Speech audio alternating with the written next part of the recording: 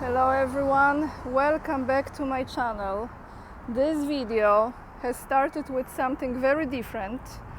Before I will explain to you what was written on the back of the jacket of the lady who was just walking at the front of me, I want to show you this place. You see the yellow color?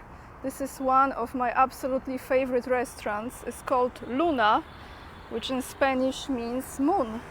I love this restaurant. I am here quite frequently, and those of you who are with me on Instagram, before I leave Moscow, I will attach the reel showing you the restaurant inside, because I have been doing this for some time, showing you some of my favorite places here, and I will do the same for those of you who are with me on Locals. In this video as well, you will have a timestamp that will take you to the part when I start talking about the news. Meanwhile, I have to cross the street, breaking the law, so don't say to anyone, because we are going to this lovely boulevard, to this park that we have been before many times, but something has happened here, and that is incredibly beautiful flower arrangements. And I would like to walk with you today through this park and show you those flower arrangements. Okay, what was on the jacket? That's why I started this video with a different clip.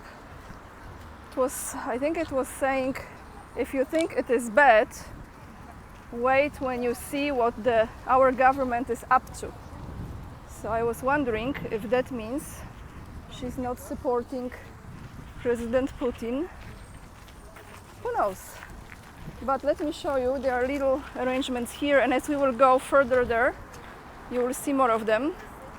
Look how lovely. They have been doing these arrangements here for several days during the very rainy days, and they accomplish it. So guys, what I'm gonna do today, we will have few stops here. I will read you the news in parts. Why not? Meanwhile, you will have some beautiful colors here behind me. And the statue. Lovely place. Okay, so what do I have for you today, everyone? Let me think for a second before I grab my notes. I have information about massive Polish spending on more military equipment and getting the loan from Korea.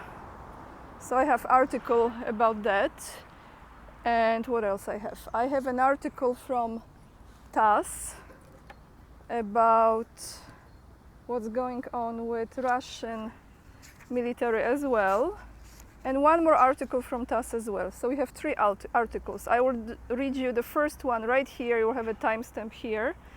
Then we go with the second one to a different spot so you don't get bored.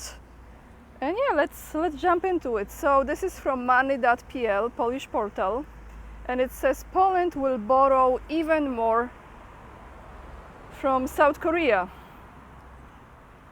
Poland wants to borrow as much as 100 billion zloty, which is, as I think, around $9 billion in South Korea for arm purchases, writes Rzeczpospolita, that's the name of the newspaper. The first loan taken out in local banks is about 36.8 billion zloty.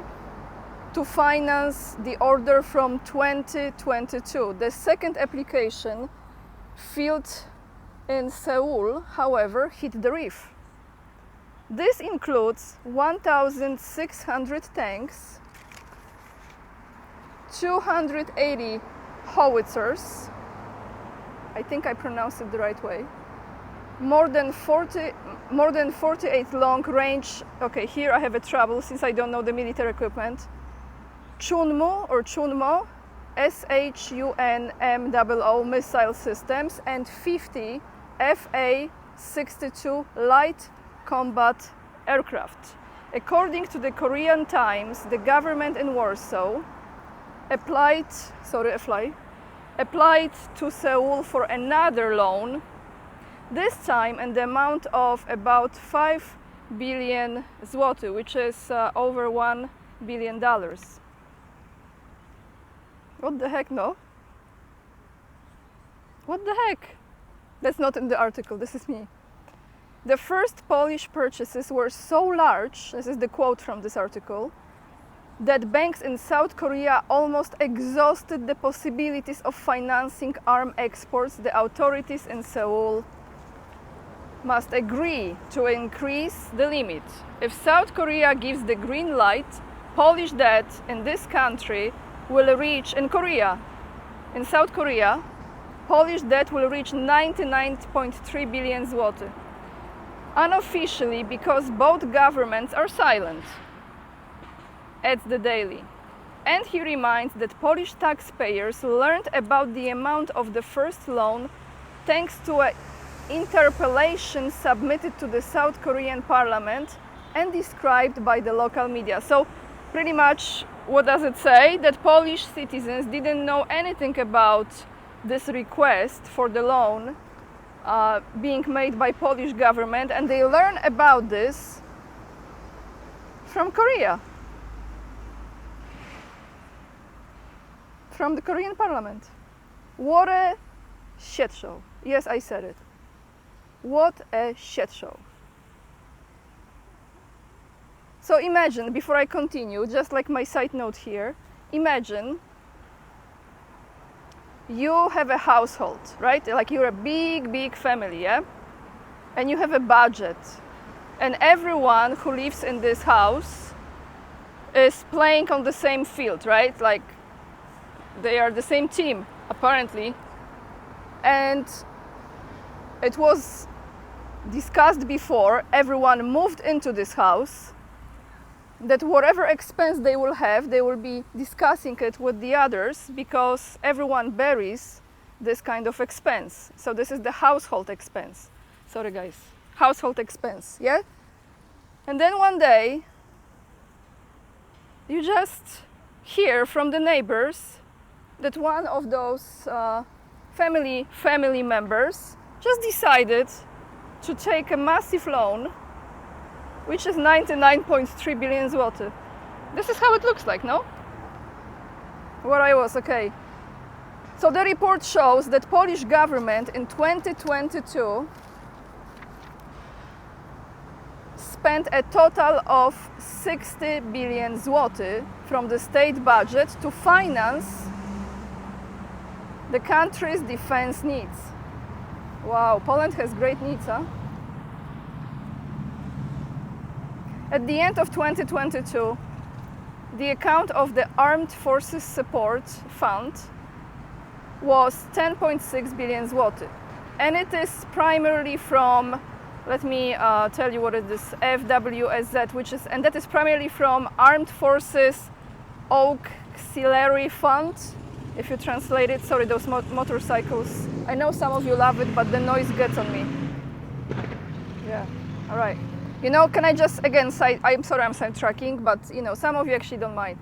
I was several times as a, how you say it? I was on the back. I wasn't riding it. Like, someone else was riding, and I was on the back. You know what's interesting? Like Harley Davidson, for example. One was Harley Davidson, I remember. You know what's crazy? When you're on the back of it, the passenger, when you're a passenger or a rider, I haven't really heard this noise. It's for those who are outside. I was shocked. Because it wasn't noisy, that noisy for me. It was, now it's noisy. I'm so sorry guys, but why not? Let's share some private stuff a little bit too. Okay, so, and it is primarily from that Armed Force Auxiliary Fund. Arms purchases are to be financed, but the fund operates outside the control of the parliament, and no one except the government knows how many billions of zloty it will endebt to, and with whom. Arms purchases on the domestic market will also cost more. According to the finding of ROM, for the prototype of the infantry fighting, excuse my language, vehicle Borsuk, that's the name, it will be around 36 million zloty, which is $8.5 million, which is 11 million zloty, which is $3 million more than it was planned. The umbrella protecting the Polish sky, called Narew system, was to cost 26 billion zloty, which is about now 60 to 70 billion zloty.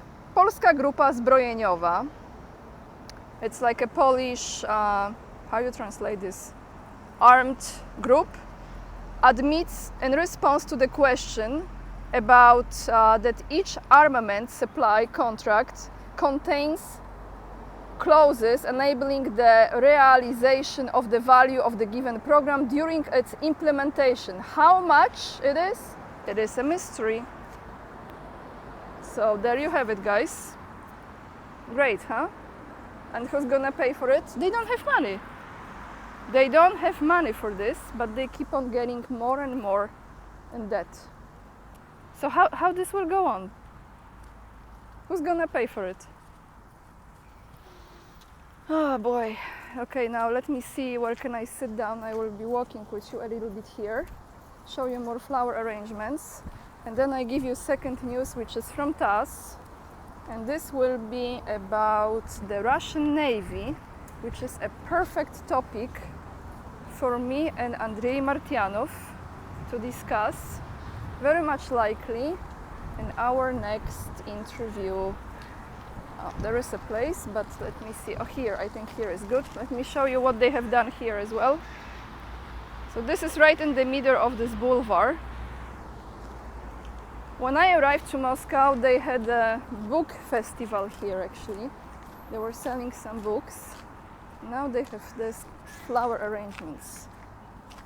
So let me cross right here, and it says Russian Navy to receive 30 combat ships this year. This is what yesterday President Putin has announced, and it's from TASS, July 30th. Yes, Russia persistently builds up the might of its navy that will receive 30 combat ships of various classes this year alone.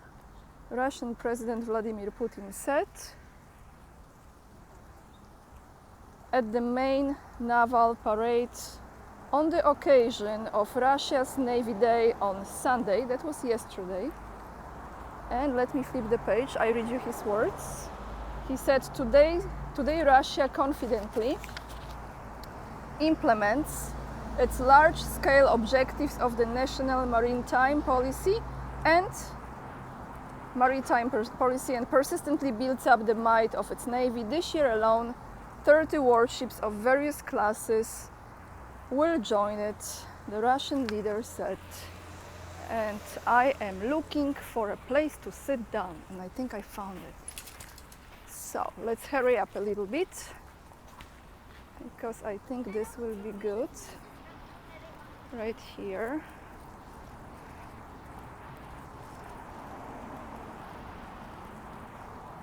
Okay, thank you guys for your patience. Oh, you have a beautiful building behind me. If you're wondering what's in it, it's a coffee place. Right there, you see the name, it's a coffee place. Okay, so let me continue with President Putin's words. This year alone, 30 warships. Okay, the combat ships that have entered service with the Russian Navy include the missile corvette Mercury, named in honor of the Black Sea Fleet sailing ship that gained its glory in the 1828-1829 Russo-Turkish War. To rest my hand. Okay, the head of state pointed out, more from Putin. It is good that the tradition of giving its name to Russian Navy ships has been revived. The St. George's naval flag, I think I showed you the St. George's flag, not naval, because St. George is the patron of Moscow. The St. George naval flag was raised abroad the new Mercury as a sign of our preserved naval traditions, a symbol of courage, valor. I like this word, valor. You say valor? And steadfastness of naval sailors, Putin said. So you can read this article as well. Is there more about those? Oh yes, he also was stressing that these qualities are displayed in full today as well.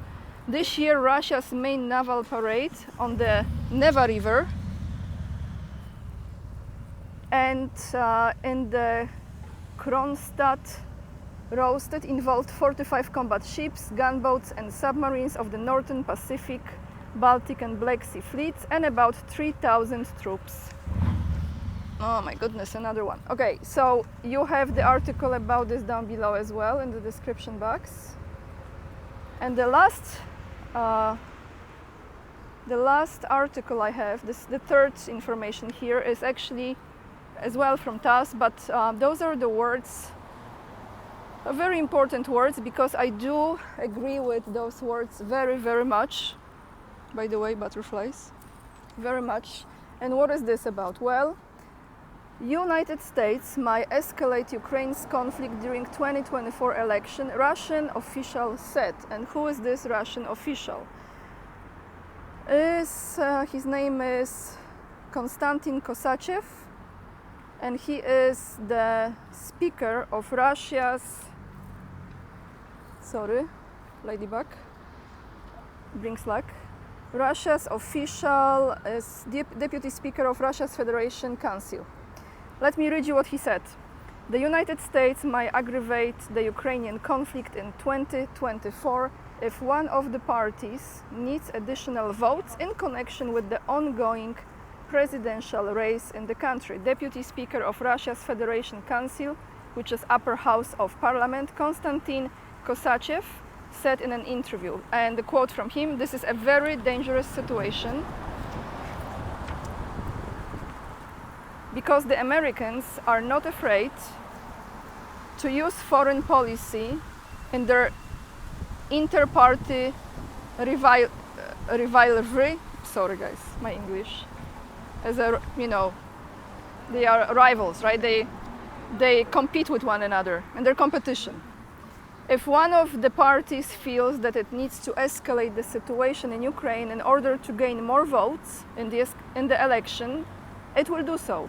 So the fact that the presidential election in the United States, which will culminate in 2024, could be a terrible, if not catastrophic, event. I can't guarantee that there will be an escalation, but the risk is obvious to me.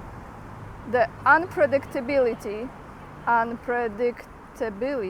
of American behavior will increase and the tail might start wagging the dog again, he said in response to a question about the impact of the US presidential election on the conflict. Wag the dog, you remember this movie? Wag the dog? Yeah. According to Kosachev, further escalation of the military conflict with the use of heavier types of weapons could, last page, increase the likelihood of nuclear use. Fortunately, we have not yet reached that threshold. However, hello! Oh! He came to say hello! Sorry guys, that was actually very beautiful. Thank you. Okay, sorry guys. Increase the likelihood of nuclear use. Fortunately, we have not yet reached that threshold. However, there is a risk of an approaching it, the lawmakers stressed.